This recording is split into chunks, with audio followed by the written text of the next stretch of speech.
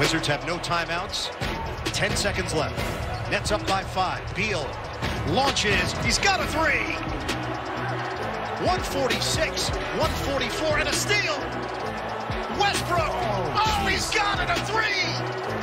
Washington goes up by 1. Catastrophe for the Nets. Fellas, a wild one in the association that came down to those last couple seconds. And Washington pulled it off, Max. So tell me this. How worried are you about the Nets with this superstar team? As currently constructed, very. I don't see them getting out of the East as currently constructed. Let me give you, Stephen A. I mean, the eyeball test, you can see that they don't seem to care about defense. They gave up 48 points in the fourth quarter. 48 points in the fourth quarter to a sorry team. Think about that for a second. The Nets have played basically a whole slew of sorry teams. Their schedule's been very soft since the Harden trade. Do you know where they rank? Like, in that sample, since the Harden trade till now, their offense is the best ever. The best offense ever. Most points per 100 possession ever. You know what their defense is? The worst ever. Guys, ever. What? Not over any 10-game span, but if this were it for the whole season, they'd be on pace for that 10-game, whatever, how many games since Harden's been traded. That'd be the worst defense of all time. But when you're playing sorry teams, it means you get a little less credit for your offense, right? It's easier to score. And your defense is even worse than it seems. You have the worst defense ever. Playing teams have a hard time scoring. Yes, this worries me. In the last 20 years, no team that is below 11th in defense wins a championship. None.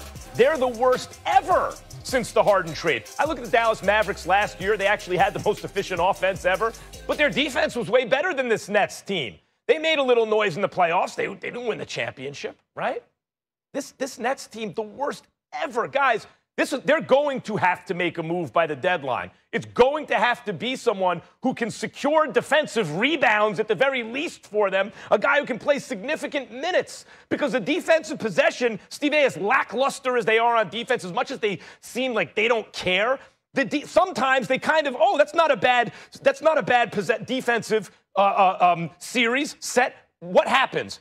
They don't secure the defensive rebound. Like, it's not over until you secure that defensive rebound. They are going to have to make a move, Stephen A., because it's currently constructed in this year of COVID still with not practice like always, social distancing. They're not going to get it together the way another team might in a normal season. They're going to have to make a move.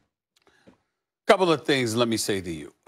Number one, it's laughable that anybody would expect the Brooklyn Nets to play defense when Steve Nash, a Hall of Fame caliber player, we all know that Steve Nash was big time, but he would never be accused of being a great defender in his career. And as my brother Jamie Foxx once joked, take the D out of D'Antoni.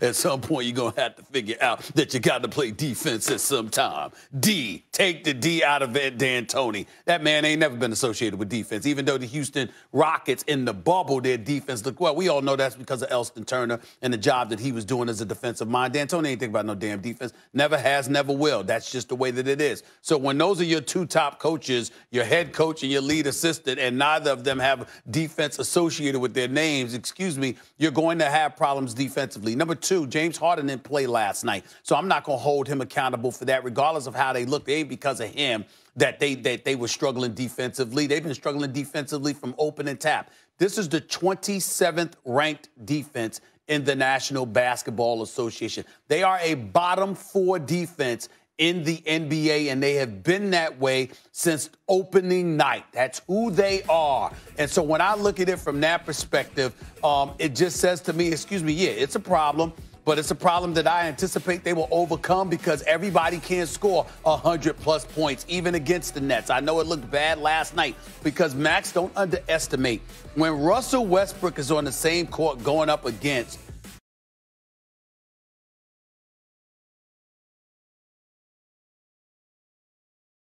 Kevin Durant, you're going to see a show. You're going to see Russell Westbrook at his best. Boy, is he coming, and it's beautiful for us to watch them go at it with such ferocity. I think the bigger concern for the Brooklyn Nets is that although it's not by much, and although it's only by a shot or two last night, it's about a shot more season or whatever, I think it's problematic when Kevin Durant is not your leading shot taker. It's Kyrie Irving. I'm not blaming Kyrie for anything. I'm simply saying when you have Kevin Durant as efficient of a star as he is, he must shoot the ball more than everybody else. And that's not what's happening here. And I think that that's more problematic than their defense. Because let me tell you something. With the efficiency of a Kevin Durant, that will neutralize a lot of defenses because it will make them more tighter. Oh, Kyrie, for example, shot about 50% last night. Kevin Durant hit 57% of his shots. This is the kind of stuff that I'm talking about. Go ahead, Max. Wait, hold on. You are actually looking, let's take it since the Harden trade, at, I just said, the best, most efficient offense ever. They score the most points per 100 possessions of any basketball team that has ever played in the NBA. You're saying the issue is they need to get more efficient?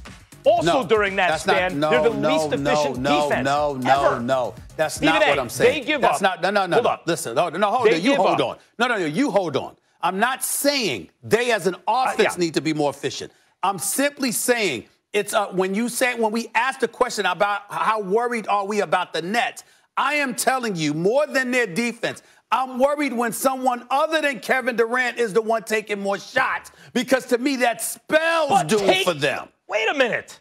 That's what I feel. That is, take the logical extension of what you're saying. You're saying on offense, they need to realign the number of shots. Now, I agree it's better if Durant shoots more because he's the best player. But that's not the point. They can do just fine on offense like they're doing. In other words, the most efficient offense ever. I don't think the issue is if you look at that. You know what they need to do? Be even better on offense because Durant should shoot more. No. The least efficient defense ever needs to get better. Ever. Stephen A., they gave up 147 points to the Cavs. And then a couple nights later, $125 to the Cavs at home, right? And it's the same thing with the Hawks. It's every team scoring over 125 I love how you points. They're awful. But as somebody, Max, John Chaney just passed away on Friday. God rest his soul.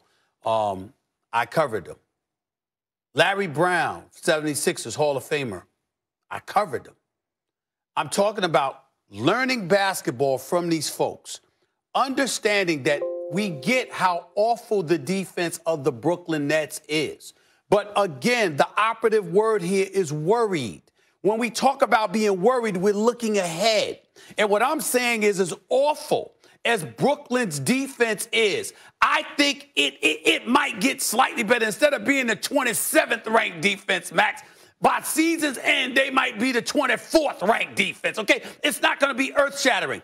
But if you have a trend where your most efficient offensive superstar is playing a secondary role, I believe that is what ultimately will come back and bite you even more than being what I'm assuming will be the 24th or 25th ranked defense. Because their offense is so prolific, I think they can outscore a lot of people. But when it gets tight and you don't know, here you go.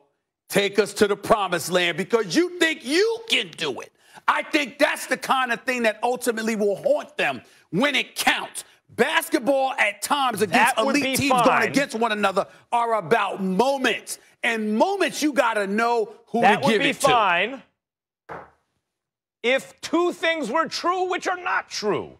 Number one, the thing that's not true. They're 27th overall in defense since the start of the season. But Stephen A., since Harden got there, they're the worst ever. Not just this year, but ever. Okay? They'd be on track to be the worst ever. So that means their defense has gotten not a little bit worse, but actually a lot worse. They're not trending in that direction. And if your claim is, yes, but eventually with enough time, remember, not normal season with practice and all that stuff, with enough time, they can get up to the 24th ranked defense when I just told you no one below 11 has ever won a championship.